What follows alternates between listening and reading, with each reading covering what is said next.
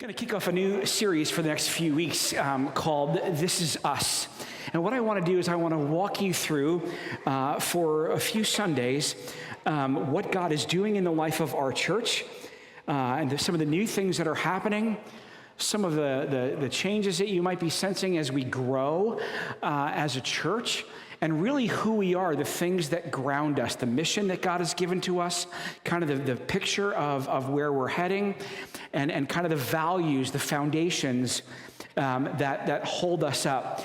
It's been an unbelievable summer here at Shalom. I shared with you many times that normally you go through a summer slump, and we've had a couple of weeks here and there where we've had a dip and that kind of thing. But I have to tell you, last Sunday was August 16th, and there were over 300 people here last weekend at Shalom. That is really mind-blowing to me because I knew that Shalom would grow. I really believed that, but I had no idea at the rate at which we'd be experiencing what we're experiencing. And many of you know that next week we're launching a third service. So if you show up at 10:45, you'll be late to the 10 o'clock, but early for the 11:30. All right? So you decide which one of those works best for you, 10 or 11:30. But as I've been thinking about this, there's really two challenges that are in front of us as we look forward to 2027. We have two enormous opportunities. I mean, the first one is, how do we continue to care well for the people that we already have? That's an important thing as we grow, because here's the thing you have to know. People are not numbers. However, every number has a name, and every name has a story, and every story matters to God.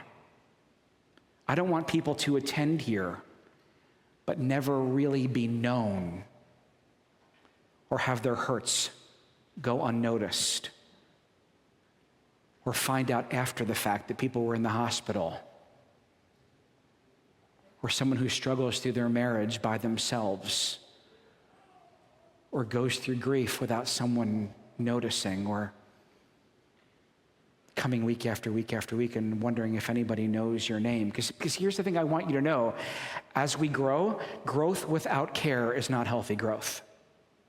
Growth without care is not healthy growth. You know, early on, when I came to Shalom in December of 2021, so I'm coming up on 5 years that I've been back here, I believed with all my heart that we were going to grow.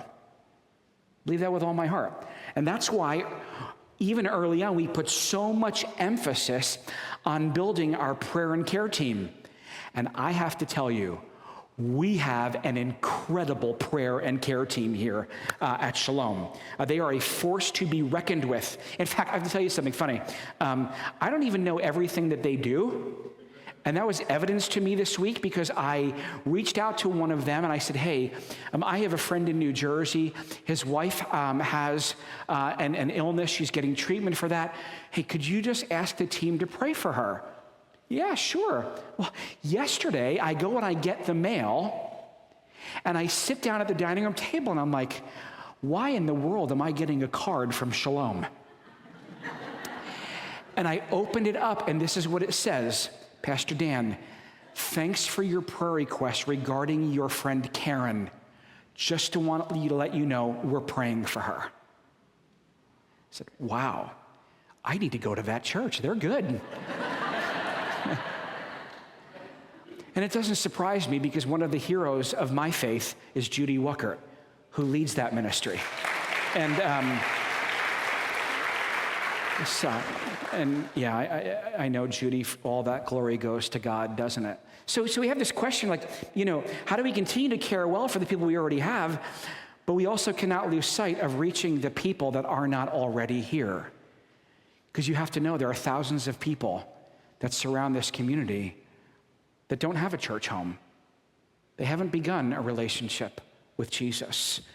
Some of them have given up on church, or they've been hurt by church, or they just don't think church has anything for them. And I think it's important that we not become so consumed on taking care of everything inside the walls that we don't lose sight that there are people outside these walls who desperately need to know Jesus. So there's questions that I've really been thinking about, and really, let me just wrap it up for you. Is this, how do we care deeply for the people of God that God has already entrusted to us while continuing to reach the people that God is sending to us? And that's a tension that we sit in. If you go all the way back to the first half of the Bible, really back to almost to the beginning, you and I find a leader confronted with the very same issues. And he faced the same tension. And the irony is that God's solution for Moses was the solution for us today. Because here's Moses, and God has said to him, Moses, I want you to go to Pharaoh, and I want you to tell him to let my people go, and then I want you to lead not just a small group, not just a few people. I want you to lead the entire nation of Israel. And I want you to take them to a land I'm going to show you. Ooh, by the way, and if you're a type A, you're going, oh, no, I need more than that, please. Like really? And God's saying, no, because if I give you the whole picture, you won't trust me. So I'll only give you what you need to see in those moments because I need you to depend on me.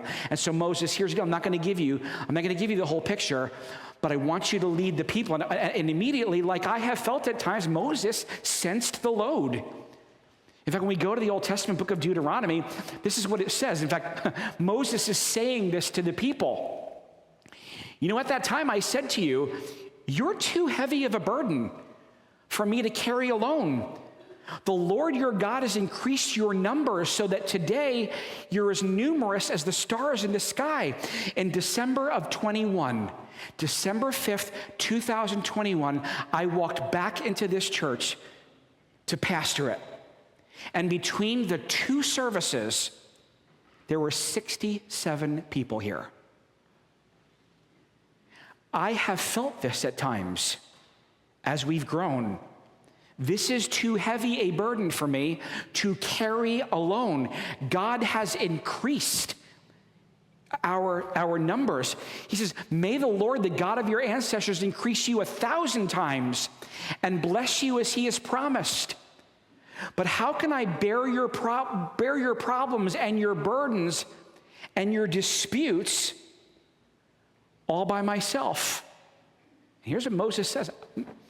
I can't do this alone. And by the way, he's not saying this in response to failure.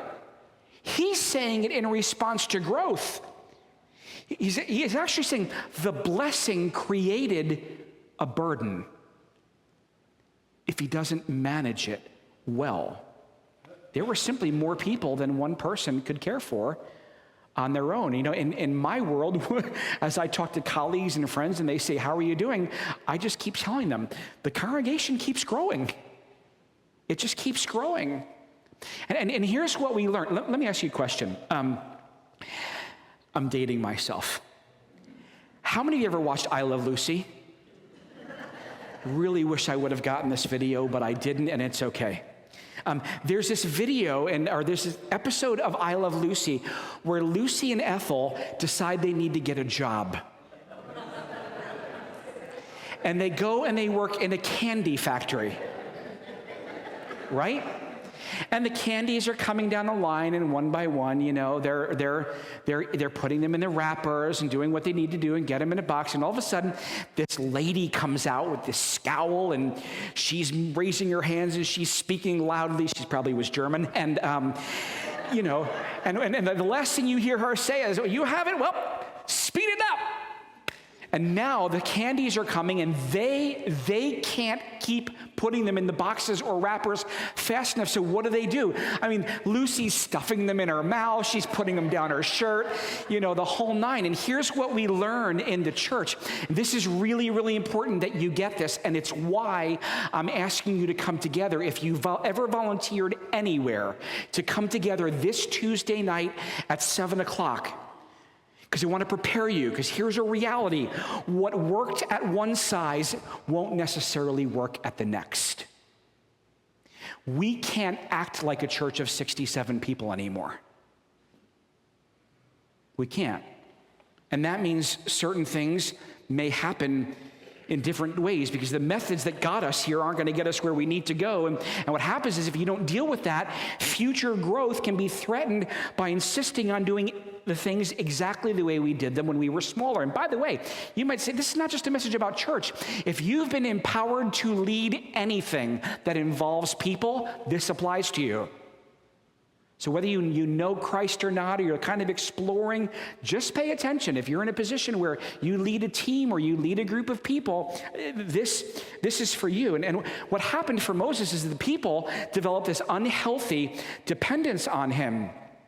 In fact, in Exodus 18, we read that people waited all day because Moses had become the answer to everything. You have a problem? Go see Moses. You need advice? Go see Moses. You have a disagreement? Go see Moses. You need spiritual direction? Go see Moses. Go see Moses. Go see Moses. Moses had a good father-in-law because he sat down and he said, you know what you're doing is not good. You and these people who come to you will only wear yourselves out. The work's too heavy for you.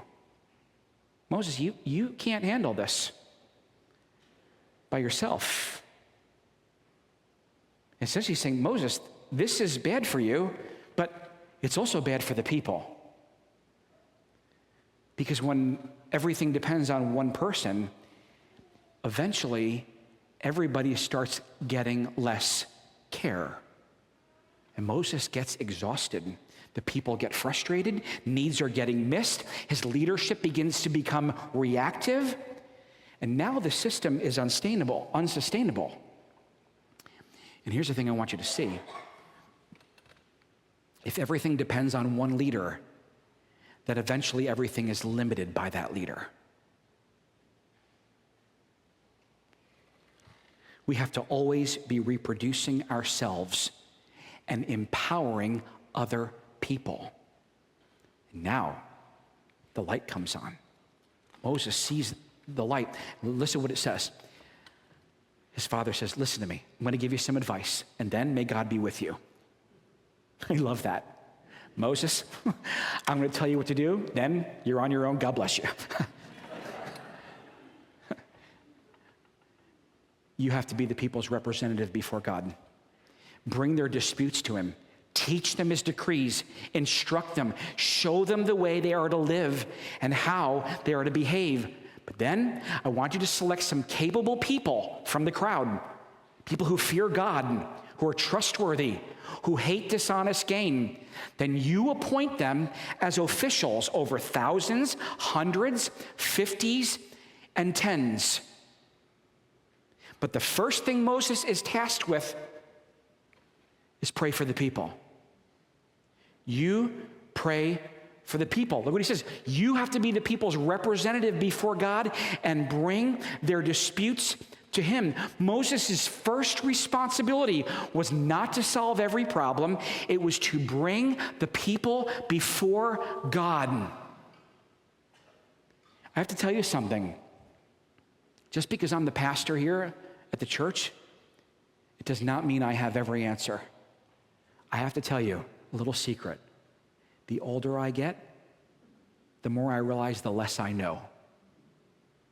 Life is just not as linear as it was when I was 20, when I had an answer for everything. And here's the thing. Even though I don't know everything, I can bring the church before the one who does.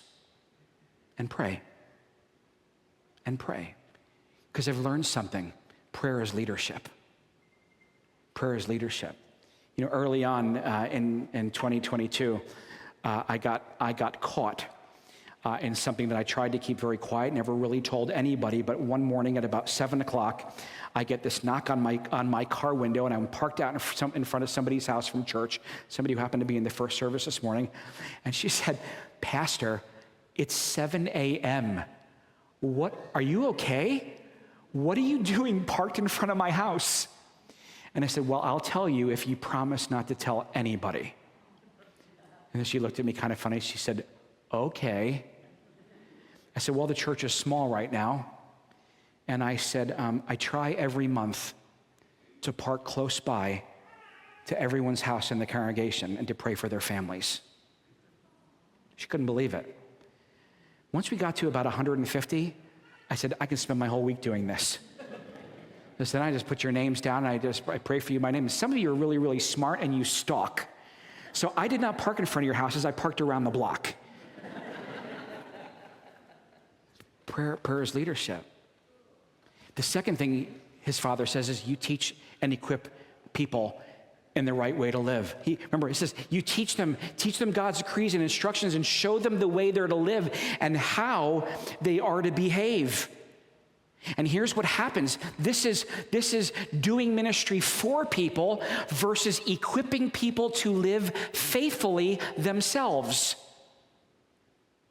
I can't do all the ministry for you. Any leader that's involved in a ministry that you're a part of, they can't do all that ministry for you, but they can equip you to live faithfully yourselves. That's called discipleship. It's a big churchy word, but it's helping you grow so that each day and each week and each month and each year you look a little more like Jesus.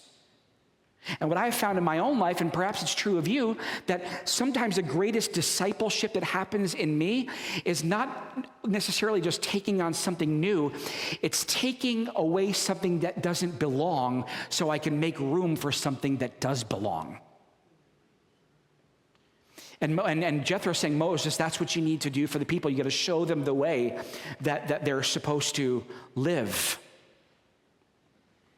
The goal is not, Pastor, live my faith for me and give me everything I need for this next week. It doesn't work that way. What I'd like to do and what we'd like to do over the next year and the next few years is teach you how to create space for God to grow you, for you to grow in the fullness of the knowledge of Jesus Christ. To feed yourself every day. Because remember that prayer that we pray every week during communion? Our Father who art in heaven, hallowed be thy name. Thy kingdom come, thy will be done on earth as it is in heaven. Next line, ready? Give us this day. Watch. Our goal is to equip you to follow Jesus and show you how to go to Jesus every day. Give us this day our... And if you reduce your spiritual walk to an hour on Sunday, that would be the equivalent of eating once a week. And that just doesn't work for a number of reasons. The Apostle Paul in the New Testament would put it like this. Christ himself gave the apostles, the prophets, the evangelists, the pastors, the teachers for a purpose. To equip God's people for works of service. Why? So that the body of Christ, that's us, can be built up. The job of church leadership, the job of any leader, is not to do all the work.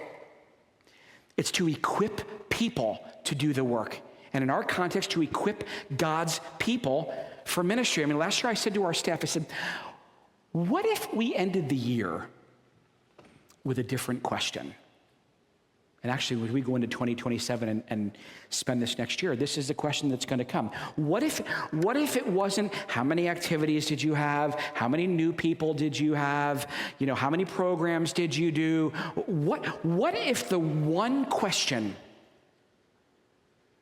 that I asked of our team and that I asked of any key leader sitting in the church who has people entrusted to them, ready? Who have you equipped for ministry this year? Proactively and intentionally. It's ironic that Jethro says to Moses, look, you select leaders to minister to the people. Look what it says. He says, select capable men from all the people. Moses didn't simply recruit volunteers. He identified leaders. Because, volunteers fill positions. They do a role. But leaders take, I don't have a slide for this. I should have, but it didn't get put in.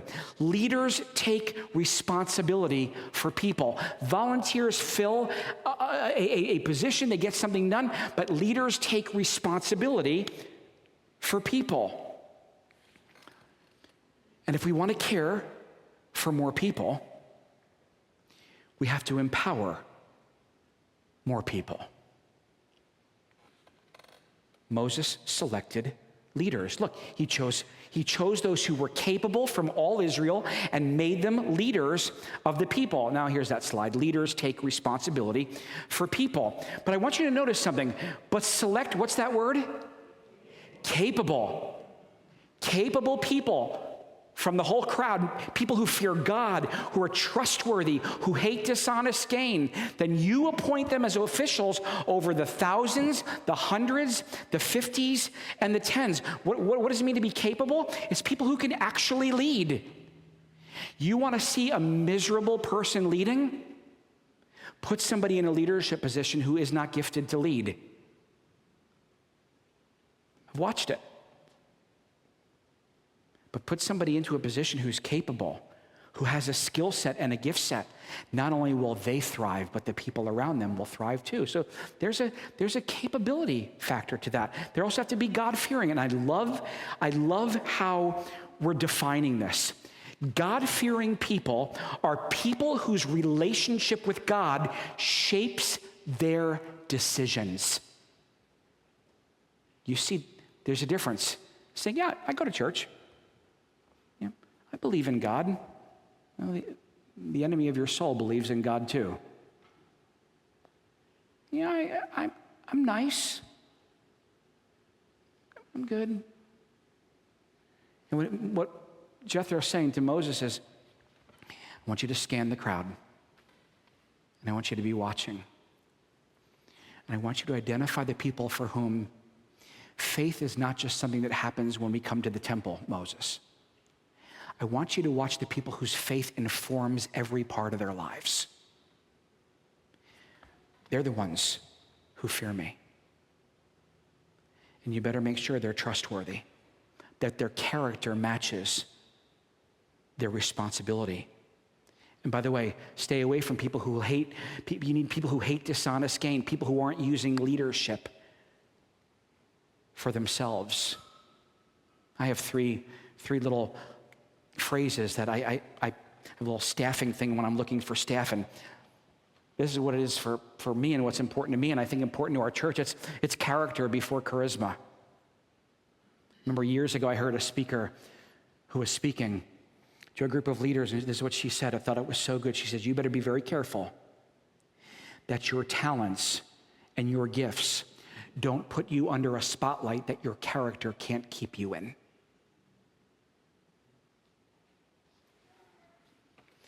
It's faithfulness before flashiness. And it's integrity before influence. And here's what I want you to know. God has already placed leaders just like that in this congregation. Some of them know it, and some of you don't know it yet. But I'm watching. And if you're thinking to yourself, I think that might be me, I don't want to do that, avoid me in the lobby. These are people that lead ministries. They lead businesses. They lead in their classrooms. They lead their families. They lead their teams. And some people think, I'm just a regular person. And God might be saying, yeah, you might consider yourself a regular person, but I have something and I have someone for you to carry. And so Moses structured his leadership around groups. They had to break it down. Look at what it says. So you select capable men from all the people, men who fear God, trustworthy, who hate dishonest gain, and appoint them as officials over the thousands, the hundreds, the 50s, and the 10s. You have them serve as judges for the people at all times. But listen, let them bring the difficult cases to you. But the simple cases, let them decide themselves. That'll make your load lighter because they will share it with you. And he created a structure where more people could be cared for. And I have to tell you something, just because in my particular position, I'm delegating this, doesn't mean I've abandoned you. In fact, as we grow, and some of you are going to have to remember this the first time you look around and go, this is big. This is from my heart to yours. I care too much about you to pretend that I can personally meet every one of your needs. I can't. It's impossible. But here's what I can tell you about our prayer and care team. I've not seen them drop the ball. And if you have a need and at least you've been proactive to let someone know about it, they will make sure that you are cared for. They'll make sure of it. Moses didn't become less pastoral. He just had to build a pastoral system.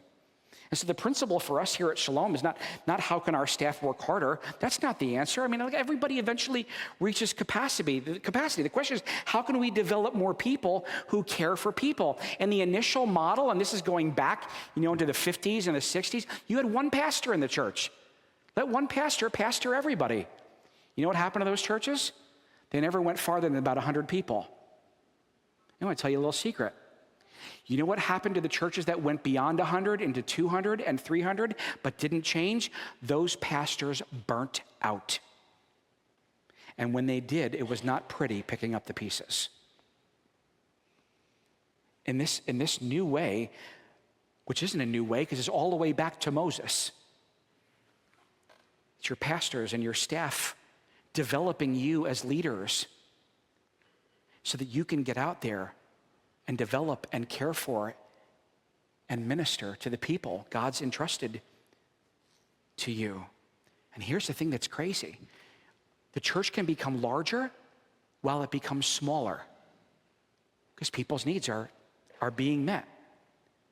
And a bigger church can still feel personal. And here's the result. After Moses gets to do all of this, his father-in-law says, here's what's going to happen, Moses. You'll be able to stand the strain. Oh, and by the way, because every single leader worth their weight since the beginning of time has said this phrase, I hope the people are happy. And all these people will go home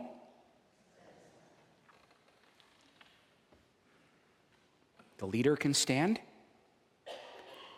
People's needs are met. The leader lasts, and people have their needs met. And so the question we should be asking is, who is God asking you to help carry? Some of the greatest ministry at Shalom in 2027 should not be done by me. And I'm going to tell you a little secret. It won't be done by me. And frankly, I'll consider that success. When ministry is happening in living rooms where you are, at hospital beds, sitting around the table having coffee, in small groups, in classrooms, in restaurants, on porches, on phone calls and texts, and people who begin to say, somebody needs me to show up in their life. And God, I'm willing. Who is God asking you to help carry? And Jesus quickly invites you and I to move from who's going to care for me to who has God equipped me to care for. Maybe it's 10 people. Maybe it's a small group. Maybe it's students or children or seniors or your coworkers or someone who's grieving. Or maybe it's somebody brand new, but maybe you should have to start asking, instead of what do I need, who needs what God has put inside of me? Imagine a church where nobody falls through the cracks. Imagine hundreds of people being cared for, not because one pastor knows everybody's story, but because everybody has somebody who knows their story. Imagine new people being welcomed into relationships. Leaders not burning out because ministry is carried together. Imagine caring deeply for the people that are already here while looking outward to those who aren't. We don't reach more people by asking a few people to do more. We reach more people by equipping more people to do ministry. You know, I've never asked this question. How big can Shalom become? I have no idea. What I have said is, God, here's my gifts, the talents that you've given to me, my strengths, my weaknesses. Just use them. And I'll pray. I'll pray every day for people to come here and experience the gospel. Somebody asked me once, what are you going to do when it becomes too big? I said, well, what do you think I should do? And people stop. I go, I can't stand at the door and go, sorry, we're full. No more room. Because I'm not standing at the door going, more. I'm saying, God, we just want to be faithful. We want to be faithful what you've given us to do. And so instead of asking how big can Shalom become, the question I've been asking is, how many people can we faithfully love and disciple and equip and send? Because when ministry is shared, leaders last, and people are cared for, and disciples grow, and new people are reached. It's not an audience gathered around a few gifted people. It's a body where every part does its work. And here's the thing. If we want to care for more people, we have to empower more people. And maybe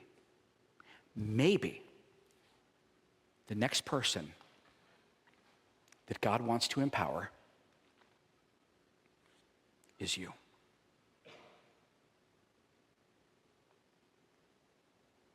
Maybe the next person that God wants to empower is you. Because somebody, both in this community of faith and out in that community, needs who God created you to be. Every single one of you. Let's pray. Lord, thanks for this day. And thanks for the opportunity to be together this morning. And God, we give you thanks for what you're doing in the life of this church. And I pray that over this next year and 2027, more people would feel empowered to walk into the ministry that you have for them, empowered to both discover their gifts and their strengths and their abilities, but then to say, God, here's what you've given me. Here's what I have. Take it and use it. And we'll look forward, God, to caring for the people who are here, welcoming the people who aren't, and getting to the end of 2027 and perhaps being able to say, I look more like Jesus now than I did before this year began.